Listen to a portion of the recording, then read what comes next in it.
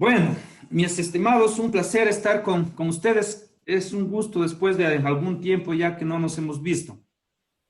Entonces, vamos a ver en este módulo justamente la introducción a la filosofía. Es una de las materias que a mí siempre me apasionó, no por la complejidad, sino por los beneficios que puede tener la materia como tal.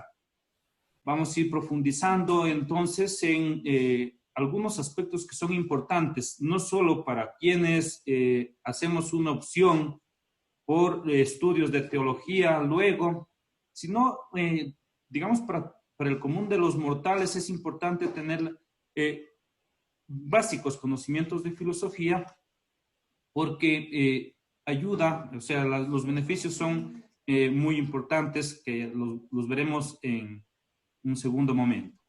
Entonces vamos a ver primero, me interesa que vayamos viendo algunos aspectos del sílabus, de lo que vamos a tratar en esta materia.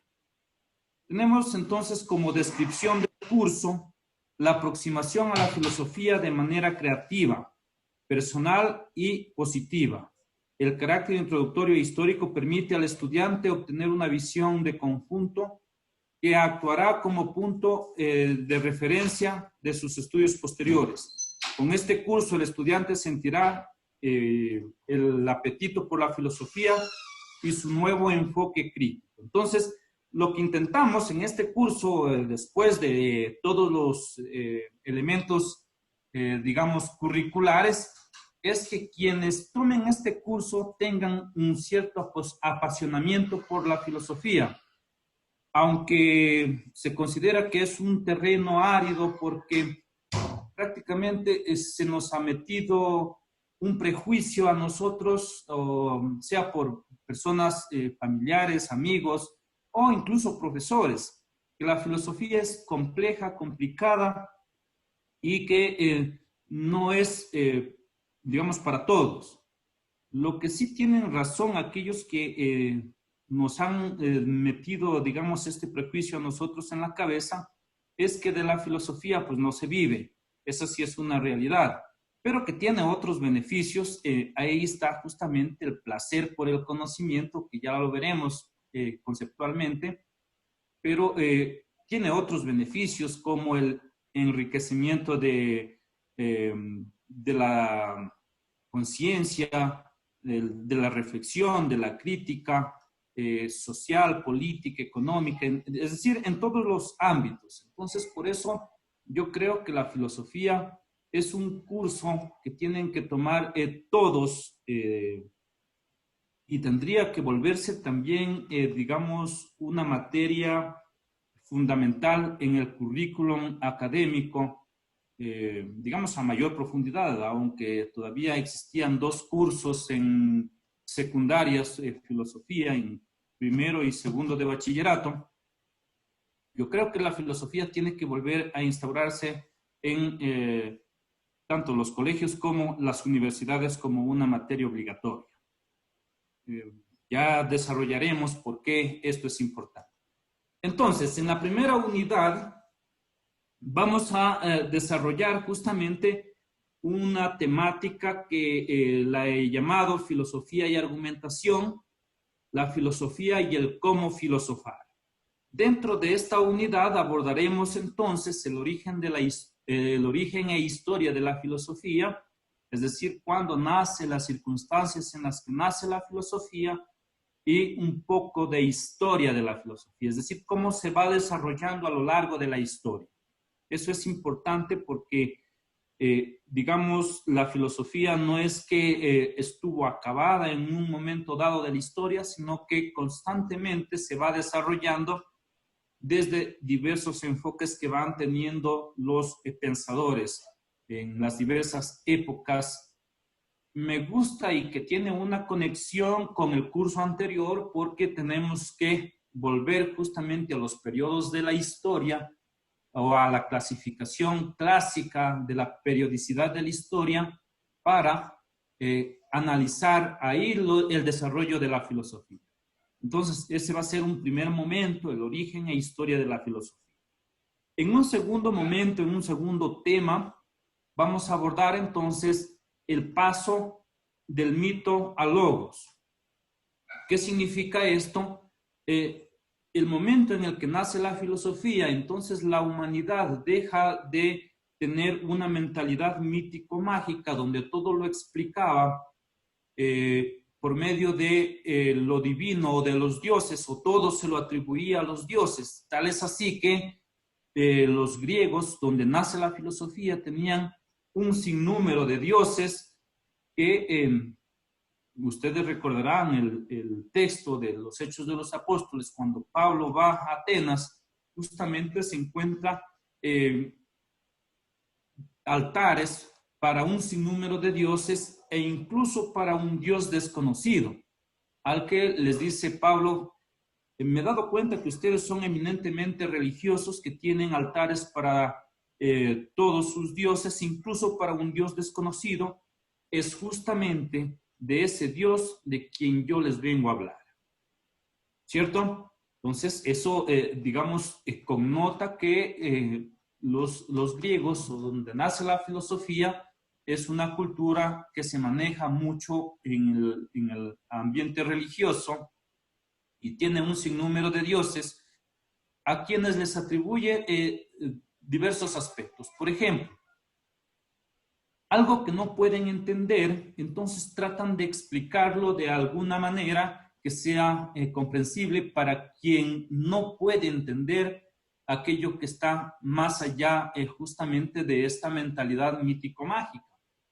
Entonces, por eso es que tienen un Dios, por ejemplo, para el amor. No se puede explicar por qué es que yo me enamoro de otra persona, por qué es que me gusta otra persona. No. Entonces dicen los griegos, aquí es que hay un Dios, una diosa del amor que pues hace que exista esta atracción y que nos enamoremos, y hay un Dios también, el Cupido, que está lanzando por ahí las flechitas. Entonces es el culpable, digamos, de que esto suceda. No pueden explicar, por ejemplo, cómo es que surge el fuego. Entonces hay un Dios del fuego. ¿Cómo es que llueve y vienen los rayos? Es que hay un Dios que causa esos rayos. Es decir, esta es la mentalidad en la que se desenvuelve antes del nacimiento de la filosofía, y entonces existe, digamos, una explicación únicamente mítico-mágica y no racional. Entonces, cuando se pasa de esta mentalidad es cuando ha nacido la filosofía, y entonces ahí viene justamente el saber y por qué saber, que lo vamos a abordar y ya van a ver ustedes cómo todo esto les va a parecer extremadamente interesante. Luego, en un tercer momento, en una tercera clase, vamos a tener el ser es y el no ser no es. ¿Qué significa esto? Es decir, para la mentalidad griega, justamente cuando se está desarrollando el inicio de la filosofía, se encuentra con que hay cosas que son, es decir, que existen, pero al encontrar cosas que existen, esa es la gran teoría de Demócrito y Heráclito, tienen que existir otras cosas que no existen. Entonces, lo que es lo que existe, y lo que no es lo que no existe. Entonces se entra en una contradicción entre, digamos, algunos conceptos ahí, como la materia, la forma, la energía, que tienen, digamos, que explicarse por qué son, porque existen, porque yo las puedo ver, pero que hay otro mundo desconocido que yo no lo puedo ver, que para mí no es. Es decir, no existe, aunque desde otra perspectiva, digamos, metafísica, puede existir. Entonces, es complejo, y aquí empieza ya a enredarse un poco la filosofía, la teoría filosófica, pero que no deja por eso de ser interesante. Entonces, luego vamos a ver los atributos del ser, es decir, para que algo sea, ¿qué atributos tiene que tener? Entonces vamos a encontrar ahí atributos como los que decía ya Aristóteles: omnipotencia, omnipresencia, y que luego estos atributos se le van a, digamos, endosar al Dios cristiano: omnipresente, omnisapiente, perfecto, etc. Entonces vamos a ver todo eso con detenimiento. Y tenemos ahí una lectura que les aconsejo a ustedes, aunque yo la desarrollaré, creo que les aconsejo a ustedes que la lean, al menos las páginas que están indicadas, son justamente tratan, mejor dicho, de los filósofos presocráticos, aquellos que existieron antes que Sócrates. Entonces son unas pequeñas, unas pocas páginas que yo creo que les van a despertar el interés para que sigan ustedes profundizando en la filosofía. Luego vamos, ahí viene ya un primer parcial, es decir, una evaluación para ver qué tanto han aprendido de todas estas clases. Me parece que es el momento apropiado donde tenemos que evaluar. Y como ya lo explicará, o lo explicó ya el padre Ender, entonces ahí van a estar las evaluaciones colgadas en una plataforma y ustedes van a entrar y van a desarrollar los días que se les indique. Bien, vamos a una segunda unidad, la división de la filosofía, es decir, la filosofía tiene una división interna para abarcar todos los espacios, los espacios que tiene que abarcar, porque no existía otra ciencia sino la filosofía y que luego se va, digamos, separando, descentralizando los otros saberes. Por eso es que se llama o se va a llamar a la filosofía la madre de todas las ciencias, porque de ella se van desprendiendo las otras ciencias. Sin embargo, en esta división de la filosofía hay por lo menos tres ramas de la filosofía que no se desprenden absolutamente, sino que siguen siendo parte de la filosofía. Y entre ellas está entonces la ontología, es decir, el estudio del ser, la nociología, el estudio del conocimiento, y la ética, que son fundamentales para la filosofía griega. Y que les digo que por eso es que tiene que volver la filosofía justamente a estar presente en el currículum académico, porque es justamente porque se ha descuidado estas cuestiones que existe tanta corrupción en el país, en el mundo. Justamente porque ya no se respeta estas cosas, ya no hay ética, ya no se enseña ética, ya no se enseña que hay que ser honesto, que hay que ser leal, que hay que practicar los valores humanos, los valores cristianos, los valores sociales. Ya no existe, ya no se enseña eso, entonces es por eso que estamos, digamos, al borde de fracasar como sociedad, donde todo mundo intenta, digamos, aprovecharse de todas las circunstancias para mejorar justamente su desarrollo o su estilo de vida personal sin importar el resto. Entonces, por eso es importante que volvamos justamente a ver estos temas que son, digamos, el fundamento de toda construcción del ser personal. Luego vamos a tener una filosofía crítica, grandes pensadores que ya aquí entran justamente como desde Descartes, Kant, Hegel, incluso los que vienen posteriormente, pero que ya corresponden más bien a otra dimensión de la filosofía, la dimensión existencial. Va a estar, por ejemplo, Kierkegaard, va a estar Heidegger, el mismo Sartre, Unamuno, entre otros, pero que son, digamos, una filosofía crítica que critica prácticamente todos los modelos de la sociedad o que la sociedad va construyendo. Entonces, esta filosofía se encarga de criticar estos estilos de la sociedad que se van elaborando y que contradicen justamente una ética, que contradicen un estilo de vida basado en la virtud, como decía Platón y Aristóteles. Entonces, ese es un segundo momento importante dentro de la filosofía que tiene que ver ya con la filosofía moderna. Y en este espacio de la filosofía moderna, entonces nos vamos a encontrar con dos corrientes filosóficas que son importantes y que, digamos, engloban todo el debate moderno del conocimiento. Me refiero justamente al idealismo y al realismo. Al idealismo, que concibe que existe una idea, obviamente siguiendo la filosofía platónica socrática. Hay un idealismo, incluso, bueno, aristotélica también, pero este idealismo entonces, digamos, es una idea que se va personificando en, digamos, el ser llamado Dios en el cristianismo.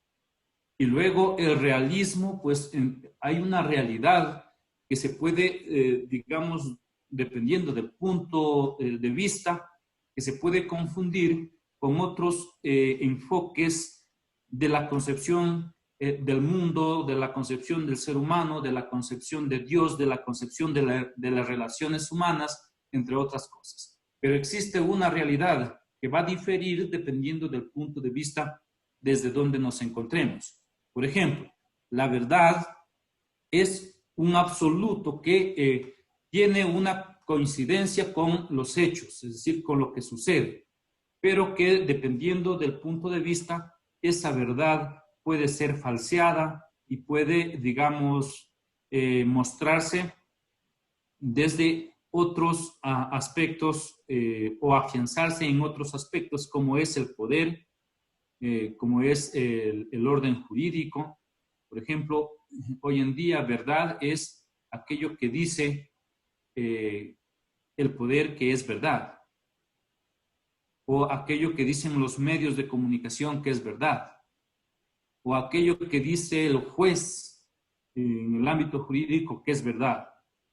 Entonces, mi verdad puede ser diferente con su concepción de verdad. Por ejemplo, si nosotros estamos en una reunión presencial y luego al salir encontramos una persona muerta. Luego alguien nos dice que contemos lo que vimos. Entonces uno contará su verdad desde su propio punto de vista, otro lo hará desde su propio punto de vista y así sucesivamente. Y prácticamente la verdad no va a coincidir. Entonces, eso es lo que tenemos que nosotros analizar y poner los criterios para analizar la verdad. Entonces, ese es, digamos, el realismo, trata justamente o engloba todos estos aspectos que nos vienen bien conocer.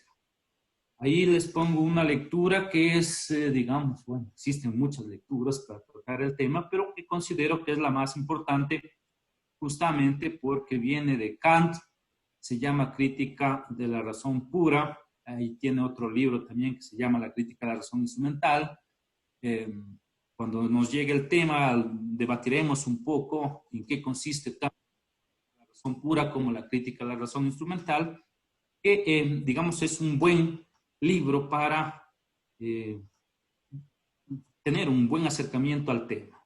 Yo solamente les pongo ahí 2 páginas para que ustedes las lean, que es, digamos, el meollo del asunto, y espero que las podamos comentar. Vamos a una tercera unidad, entonces, la filosofía y la ciencia. Un punto absolutamente importante, sobre todo, digamos, para la filosofía moderna y posmoderna. Aquí nos vamos a encontrar justamente con la filosofía, el logos, el origen de la ciencia. Es decir, cuando existe una división entre filosofía y ciencia. Cuando la ciencia se desprende de la filosofía y toma su propio rumbo, su propio camino, tiene su propio campo de estudio y su propio método. Entonces, la filosofía no es ciencia, la filosofía es más que ciencia, es la madre de todas las ciencias, pero ¿cuándo es que entonces la filosofía deja de ser ciencia? Luego tenemos las ciencias empíricas, las ciencias o modernas, como la física, la química, entre otras, la investigación de lo racional. Tenemos la filosofía, siempre llega tarde, como lo dijo el mismo Hegel, es como el búho de Minerva que tarde emprende su raudo vuelo hacia el ocaso. Si la filosofía siempre llega tarde, lo veremos por qué. La filosofía, siendo la madre de todas las ciencias, ¿por qué es que no se la puede considerar ciencia? Y por qué llega tarde es justamente por este sentido de que no es una ciencia. Y ahí tienen ustedes justamente la lectura de Hegel, Principios de la Filosofía del Derecho. Es un texto impresionante. Aquí, bueno, tienen unas páginas más bastantitas para que lean. Van a ver que es apasionante y que después me van a decir, denme todo el libro. Luego tenemos, ahí viene la prueba.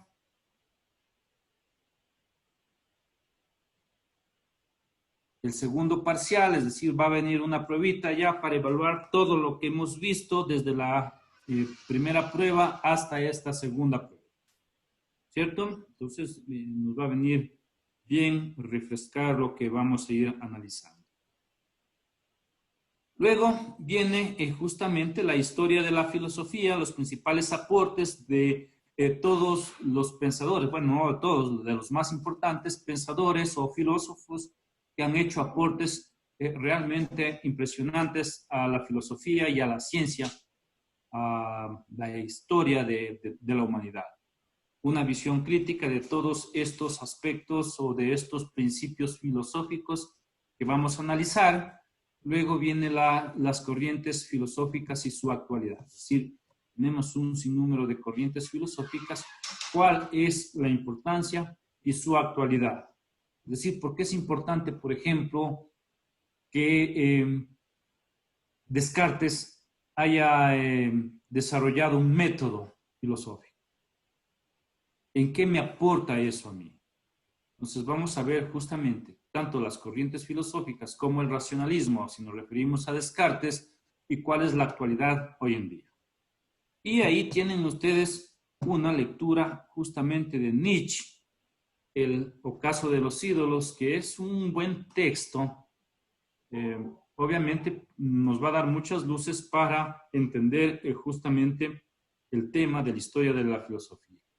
Porque Nietzsche vuelve a los filósofos clásicos, sobre todo a Sócrates y a Platón, pero que toma, digamos, los elementos esenciales de estos pensadores y los critica a la luz justamente de su aporte a la filosofía, a la muerte de Dios, que la llama él, que no es más que otra, que no es otra cosa que justamente la muerte de la metafísica occidental.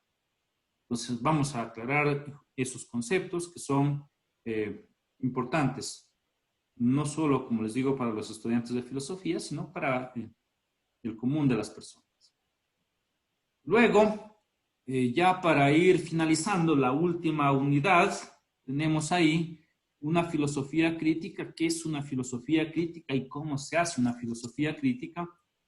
El a priori ontológico, ¿a qué nos referimos con a priori? Es decir, lo que está primero, lo que se ve primero. Hay un a priori y un a posteriori, según los juicios desarrollados por Kant.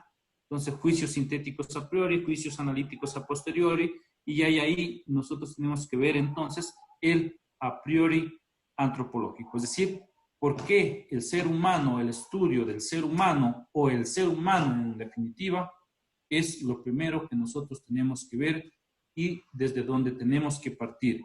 Pero esto, digamos, insertado en un momento de la historia donde justamente el pensamiento se vuelve antropocéntrico antes que teocéntrico. Es decir, hemos salido de una media donde todo se lo explicaba a partir de Dios y por eso el conocimiento es teocéntrico, es decir, teos que viene de Dios, y se pasa justamente a un conocimiento antropocéntrico, es decir, donde Dios ya no es el centro de estudio, sino el hombre. Y vamos a ver entonces por qué es importante este paso justamente del antropocentrismo, digamos, del teocentrismo al antropocentrismo. Y viene la historia de las ideas como una parte importante ya de la filosofía moderna y contemporánea, la historia de las ideas, y quizá nos quede tiempo para entonces nosotros ahí analizar justamente la muerte de la filosofía y la muerte de la historia. Es acuñada, bueno, desde Hegel para acá, algunos pensadores acuñaban ya la idea de la muerte de la filosofía y la muerte de la historia, juntamente con la muerte de Dios.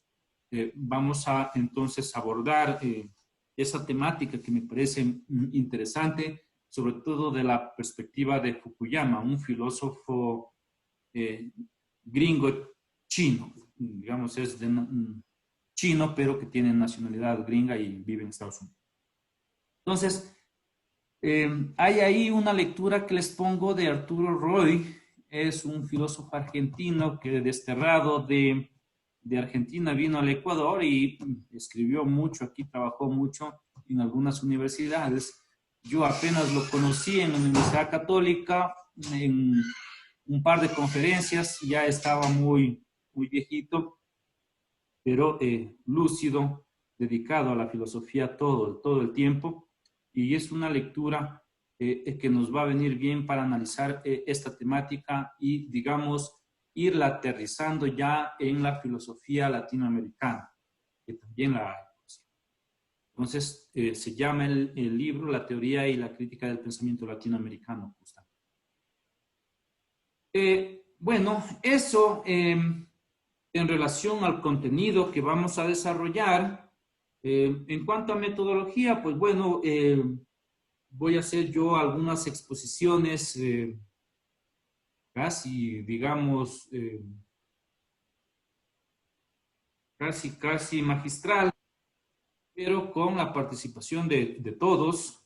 Iremos haciendo preguntas, intentaré poner cada clase un cuestionario o una pregunta o 2 o 3 preguntas que resuman la clase para que se vayan ustedes, digamos, familiarizando con la temática, y si tienen todavía dudas, curiosidad, ustedes vayan y busquen información, lean, traten de entender un poco mejor la situación. Entonces, ustedes tienen ahí 2 pruebas parciales de 15 puntos. Bueno, esto de los puntos todavía yo sigo con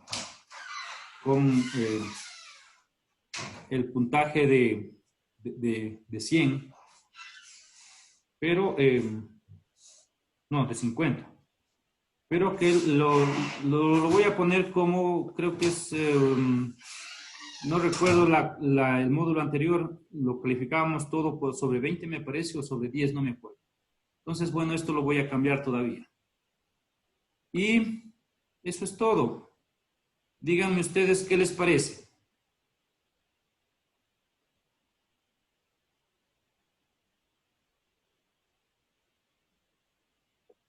Muy bien, mi querido reverendo Francisco. Excelente el módulo que vamos a ver de filosofía. Perfecto. Entonces, sí les gusta. ¿Qué dicen los demás? Poquito complejo para pensar, pero de eso se trata, Ya van a ver que después van a pedir más. salirnos del esquema. Por supuesto. Es justamente de eso lo que se trata la filosofía. Es una herramienta muy útil para criticar, para analizar cuestiones, digamos, alternativas, emergencia, un pensamiento emergente. Es apasionante, de hecho. Eso es lo que hay que colocar en, disculpen este chiste, pero eso es lo que hay que colocar en la publicidad. Sirve para criticar, entonces todo el mundo ¿no? aprendemos. Exactamente. No, críticas constructivas, ¿no? Porque luego criticamos hasta mal. Sí. Excelente, profesor. Bien. Entonces, ¿cuánto tiempo nos queda? 12 minutos. Sí, correcto. Quedaban 12. A ver, no, 7 minuticos, preguntas y respuestas. Pero excelente, excelente. Ya, entonces, a ver, vamos a aprovechar estos 7 minutos que nos quedan. Vamos a hacer una brevísima introducción que la vamos a retomar en la otra clase. Entonces, a ver, la filosofía, digamos, literalmente tiene algunos conceptos, algunas definiciones, pero que algunos han hecho algunas extensas definiciones que no conviene por ahora, más bien cuando vayamos teniendo más herramientas para analizar, vamos a tratar esos conceptos largos. Luego, etimológicamente, la filosofía viene de dos vocablos griegos, ¿cierto? Etimológicamente quiere decir la raíz de donde proceden las palabras. Entonces, la filosofía viene justamente de filos, la palabra griega filos, que significa justamente, bueno, eso ya lo saben, ¿no es cierto o no? ¿Alguien sabe qué significa filos?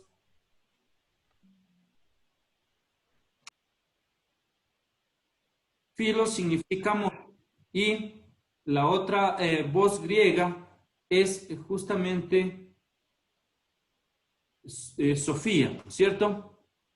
¿Qué significa? Sabiduría. Exactamente. Entonces, etimológicamente, la palabra filosofía se la define como el amor a la sabiduría, el amor al conocimiento, el amor a la ciencia, el amor al logos, el amor a todo lo que encierra pensar, saber, conocimiento. Entonces, esa es una definición etimológica, ¿cierto? Pero obviamente tenemos un sinnúmero de definiciones y de conceptos de filosofía que son más elaborados ya dependiendo justamente de la corriente filosófica, del pensador, pero por ahora conviene que nos quedemos con esa definición muy básica que es amor a la sabiduría. Entonces, ¿por qué es amor a la sabiduría? Porque en el fondo, digamos, en el meollo del asunto de la filosofía está el amor a la sabiduría. Y aquí tiene que ver, digamos, uno de los pensadores que hasta, al menos hasta Pitágoras, no se llamaban filósofos, sino pensadores. Únicamente eran pensadores. Y Pitágoras es el primero en llamarse a sí mismo filósofo, es decir, amante de la sabiduría. Antes de Pitágoras, ninguno de los filósofos podía llamarse filósofo, sino pensador. Entonces, la filosofía tiene digamos, su origen justamente en un acontecimiento natural. Como les había manifestado, la sociedad griega, estamos hablando en el siglo V antes de Cristo, se debatía en esa mentalidad mítico-mágica donde todo lo explicaba por medio de atributos divinos. Es decir, todo se explicaba desde los dioses y por eso tenían un sinnúmero de dioses. Entonces, sucede que existe un eclipse solar, estamos hablando justamente del año 585 antes de Cristo. Y sabemos de ese hecho porque quien desarrolla una explicación racional de aquel acontecimiento es el filósofo presocrático que se llama Tales de Mileto.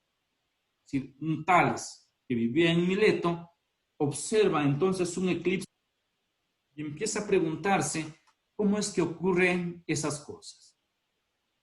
Obviamente, para la mentalidad de su tiempo, todos tenían una explicación, que eso era, digamos, un acontecimiento causado por los dioses, es decir, Zeus y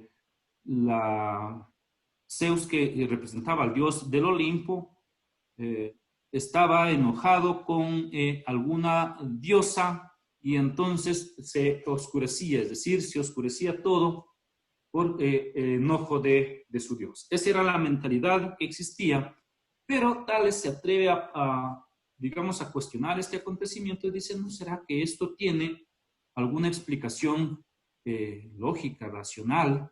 Y entonces empieza a hacer sus cálculos, él era matemático, empieza a hacer sus cálculos y encuentra que es un eclipse solar. Entonces da razón de ese eclipse solar que habría tenido lugar justamente el 28 de mayo del 585 antes de Cristo. Gracias a la ciencia podemos, digamos, rastrear justamente incluso la hora de este acontecimiento. Eran las 6:13 de la tarde. Entonces, es gracias a ese acontecimiento y a la capacidad, digamos, reflexiva de Tales de Mileto que nace la filosofía. Entonces, a partir de Tales de Mileto, los otros pensadores que empiezan a surgir justamente empiezan a dudar de si aquellos acontecimientos son, digamos, causados por los dioses o por algún otro ser maligno y empiezan a buscar una explicación racional. Entonces, ahí es cuando se pasa justamente del mito al logos. Es decir, hay un salto cualitativo de la explicación en base a mitos. Mito es justamente la explicación de lo inexplicable, es decir, buscar una forma de explicar aquello que no es comprensible para la mente humana. Entonces, digamos, son como leyendas, como cuentos que se inventaban para explicar de alguna forma lo que no se podía explicar. Eso es un mito. Entonces, cuando se empieza a buscar razones para explicar aquello que no se puede explicar y se busca razones lógicas que pueden explicar ese acontecimiento, entonces ahí se produce el salto, que les digo, cualitativo del mito al logos. Entonces, es el momento exacto donde surge la filosofía. Entonces, ese es un dato importante. Estamos hablando, como les digo, del siglo V antes de Cristo. Estamos justamente en el 585 antes de Cristo. Entonces, ese es, digamos, el acontecimiento que se lo ha considerado por todos estos siglos como el origen de la filosofía. Y luego vienen, digamos, algunos cuestionamientos que se van desarrollando a si este acontecimiento realmente marca el origen de la filosofía, y la mayoría de autores coinciden en que realmente es el acontecimiento que marca el origen de la filosofía. Entonces, la filosofía ya surge como, digamos, una explicación racional. Entonces, ahí es cuando tenemos nosotros que también diferenciar justamente la forma de ser y estar en el mundo.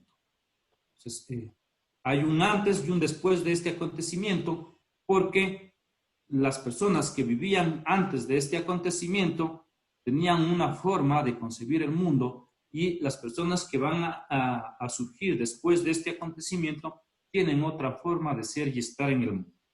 Entonces, este es un acontecimiento que, digamos, marca a la humanidad en forma definitiva.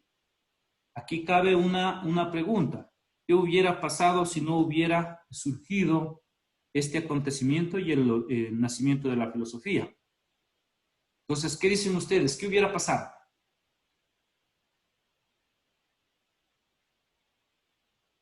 Seguiríamos creyendo los mitos. ¿Qué dicen los demás? se nos habría coartado la posibilidad de tener un propio criterio y cuestionar ciertas cosas que en el mundo son incuestionables. Exactamente. Aunque, digamos, definitivamente, por la curiosidad, digamos, la curiosidad que tiene el ser humano por entender todo aquello cuanto existe y que le causa de alguna manera asombro, porque es justamente este acontecimiento que asombra a Tales de Mileto que da origen a que desarrolle su pensamiento y intente explicarlo de otra forma. Entonces, si no hubiera sido Tales de Mileto, hubiera sido cualquier otro, pero digamos, por esa curiosidad, por ese asombro que causan los fenómenos naturales, el ser humano de alguna forma hubiera descubierto la racionalidad y la explicación racional de estos fenómenos y hubiera surgido la filosofía. Quizá no con Tales, si no hubiera sido con Tales, hubiera sido, pero no existe ninguna posibilidad de que no se hubiera descubierto o de que no se hubiera dado este salto del mito al logos. Es decir, en algún momento de la historia, si no hubiera sido con Tales, tendría que haberse dado. De cualquier forma, tendría que haberse dado. Justamente por ese asombro, por esa curiosidad que tiene el ser humano. Es decir, quiere entenderlo todo, quiere explicarlo todo y como un acto de rebeldía, si se quiere, contra la misma divinidad. Es decir, hay un momento en que Dios ya no explica absolutamente todo y entonces el ser humano por sí mismo, por sus propios medios, confiando en su capacidad intelectiva, intenta explicar las cosas que no entiende y que en otros tiempos únicamente digamos, se reservaban a Dios. Entonces, este es un dato importante y justamente por estos datos que empiezan, digamos, a nosotros a darnos otras herramientas para pensar y para discernir las cosas, es que la filosofía se considera como una ciencia, como un saber, como incluso como un instrumento contra la fe. Es decir, que termina con la fe. Y hay algunos testimonios de algunas personas que dicen, no, yo por estudiar filosofía ya perdí la fe. Entonces hay que tener presente justamente que son dos campos, el de la fe y el de la filosofía, o el de la fe y la racionalidad. Son dos campos. Y aquí, entonces, ya para ir terminando, quiero traer a colación una frase que decía justamente Guillermo de Ockham cuando el Papa lo llamó y le dijo, me han contado que tú estás enseñando filosofía y que estás haciendo perder la fe de los hermanos religiosos, de los frailes en el convento, en la universidad donde daba clase.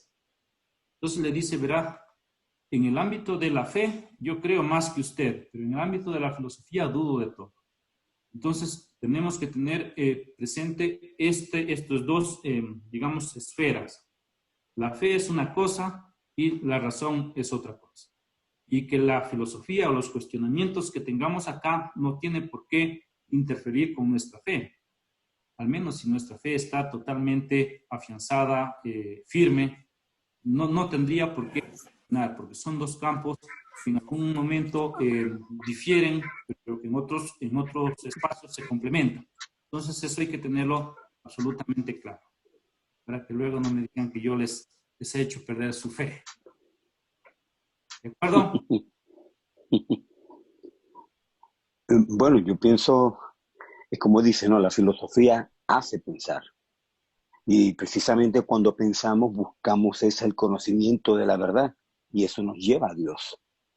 ¿Por qué? Porque cuestionamos todo nuestro entorno y nos lleva entonces a preguntarnos el por qué. Y ese por qué es lo que nos hace acercarnos a Dios. Y ahí es donde entra entonces la fe en juego. Exactamente. Entonces, por ahí estamos de acuerdo que son dos esferas y que en algún momento se complementan. Hay una encíclica de Juan Pablo II, Fides et Ratio, justamente donde explica esta cuestión. Son dos alas del conocimiento, la fe y la razón, y entonces estas dos alas del conocimiento nos llevan a la verdad absoluta. Ujú. ¿De acuerdo? Y justamente, ¿Más algún comentario? profesor Francisco, justamente yo creo que el estudio de la filosofía es muy importante dentro de la fe, porque eso es lo que te afianza. Ujú. No es de locos que los seminarios católicos romanos lo primero que te enseñan es la filosofía y después la teología, para que se afiance la fe basada en el conocimiento, en dejar las mitologías y empezar a tener o buscar una razón, una explicación, pero fundamentado obviamente, nosotros como religiosos, ¿no? Es un poquito difícil. Yo me acuerdo un sobrino mío cuando entró a estudiar en la Facultad de Filosofía, de Ciencias y Letras, casi se volvió ateo. Pero Ujú. obviamente cuando no tiene un conocimiento profundo teológico y una fe acentuada para Dios, no lo que sucederá con aquellos que ya tenemos una fe basada, ¿no? Nos va más bien a afianzar y a comprometer más con la fe en ese Dios. Exacto. Entonces, sí, no, por mi lado, pues no le veo el problema, más bien creo que voy a afianzar más la fe, no solamente en lo que no conozco, sino con mi razón. Perfecto. De eso se trata. Muy bien. Entonces Una, estamos de acuerdo, ¿cierto? sí, de acuerdo. Quería añadir una cosa. Ya. Quería anexar algo, ¿no?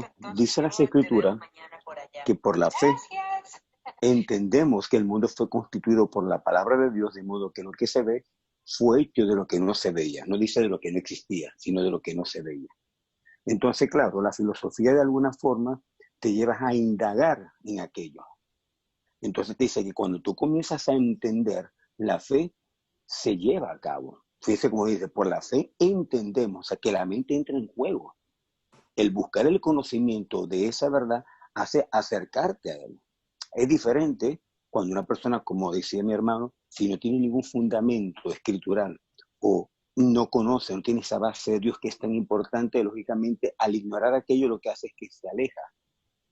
¿Por qué razón? Porque precisamente la fe tiene como que una conexión, pero tiene que existir. ¿Y cómo Ujú. viene la fe? La fe no viene por el oír. Y el oír no crea que conocimiento o entendimiento acerca de él. Bueno, lo dejo allí. Perfecto.